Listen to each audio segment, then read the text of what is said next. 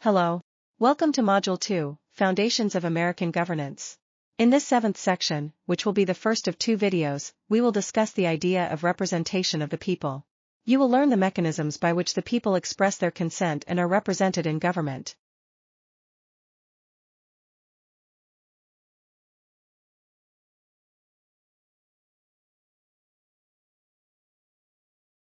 Representation is the means by which the principle of the consent of the governed is applied and maintained in the government. Without representation, the people lose their ability to consent. Therefore, a mechanism is necessary by means of which the people can regularly express their consent. For the United States, this mechanism is the Constitution. Ultimately, representation allows for citizens to entrust the governing of the country to a few people while still retaining the crucial ability to control the power of the government. This feature provides a beneficial check both on the people and on the government, and thus is favorable to liberty. As we discussed in the previous section, government receives its legitimacy from the consent of the governed. Any intrusion by government into the life, liberty, or property of citizens has to occur with the agreement of the people who live under that government. This agreement is expressed through elected legislatures and through democratic process such as town hall and school board meetings. Giving office holders a measure of power can be problematic if they proceed to abuse that conferred authority. Government, after all, has a monopoly on force. The balancing act becomes one of granting and limiting power at the same time. This was a matter of concern for the Revolutionary War leadership as they worked to throw off the rule of King George. They needed a powerful government to prosecute the war, but they did not seek an abusive one. The wisest and most forward-thinking of them realized every human use of power needed to be restrained and directed toward the common good rather than to self-interest or the bad. For that power to be just, government needed to be dedicated to securing the natural rights of individual citizens.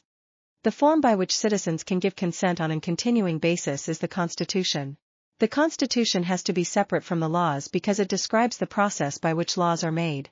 This point is made in the Declaration when the document discusses the ways the king interfered with the government.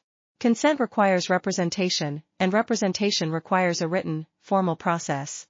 The idea of representation in the Roman Republic was expressed through the Senate and elected magistrates. Polybius praised the arrangement of the Roman Republic's government in balancing the elements of monarchy, aristocracy, and democracy. James Madison defined the term in Federalist No. 39 as a government which derives all its powers directly or indirectly from the great body of the people, and is administered by persons holding their offices, for a limited period, or during good behavior. Article 4, Section 4 of the Constitution guarantees a republican form of government.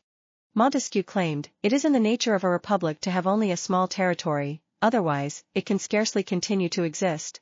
In a large republic, the common good is sacrificed to 1,000 considerations, it is subordinated to exceptions, it depends upon accidents.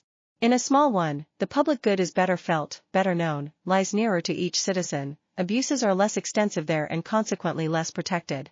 Rousseau concurred with this notion in the Social Contract. However, these assertions were based on republics that were historically city-states rather than nations. Hamilton offered a counterargument in Federalist No. 9 that used another thought by Montesquieu. The French philosopher had referenced an society of societies that make a new one, and noted, this sort of republic, able to resist external force, can be maintained at its size without internal corruption. The form of this society curbs every drawback.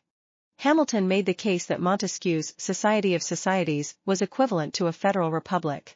Indeed, the framers envisioned the United States becoming a large country that stretched beyond the confines of the 13 colonies. Why would a republican style of government be necessary? In a direct democracy similar to ancient Athens, every citizen was able to be present and heard. If the same system governed a country that stretched from the Atlantic Ocean to the Pacific, those living in Virginia would have a greater ability to access the levers of power than those living in California. Thus, that kind of system would not represent every citizen. To do that, it would have to remain confined to the eastern seaboard. For a mechanism for consent to exist in a geographically large country, there must be representation. Additionally, the size of the republic and the assortment of the population's interests protect minority rights by creating impediments to an unjust majority combining and oppressing the minority.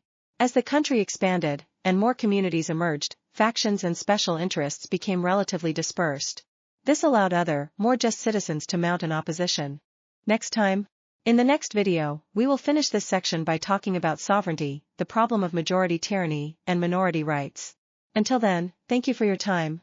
If you want to learn more about the subjects we have discussed, here are the sources used for this section.